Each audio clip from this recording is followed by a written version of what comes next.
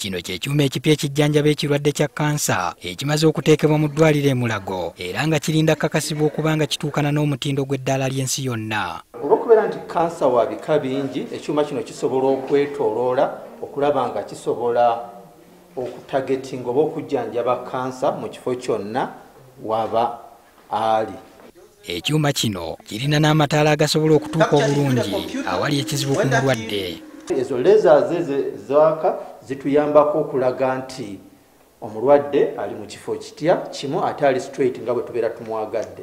Kirina n'enkola endala eyeyambisibwa eri abalina kansa w'amabeere ssaako n'abaana abato abalina ekirwadde kino. Kati nga abaana abato tubajjanjaba okumala ennaku 8, abo abalwadde kookolo ow'ensigo, abakyala ab'amabeere n'abaami abamu abalwala amabeere tubajjanjaba okumala mwezi gumu n'ekitundu.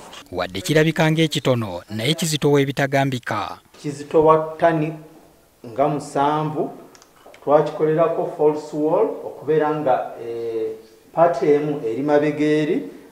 Abakugu batubuulidde enjawulo eriwo wakati w'ekyuma kino n'ekikadde ekyaliwo. Kino kitwala sekondi 4 ku treating n'ekiri mu treatment yemu kitwatwalanga sekondi 2.6. Okusinziira ku bakulira ekifo kino, abanaakola ku kyuma kino bamaze okufuna obukugu obumala era wateekeddwawo n'enkola eziyiza amasannyalaze okubayitamu okwewala obuzibu obuyinza okubatuukako. All radiations that is emitted while we are treating patients is absorbed within the walls. Ekyuma kino era kiteekeddwamu enkola esobola okulondoola abalwadde abazze wamu n'abo abafuluma oluvannyuma lw'okufuna obujjanjabi. Tubuuzizza Dr. Jackson Orem obanga ekyuma kino kinaasobola okujjanjaba abalwadde abazze beetuuma oluvannyuma lw'ekyuma ekikadde okufa. We don't have any backlog.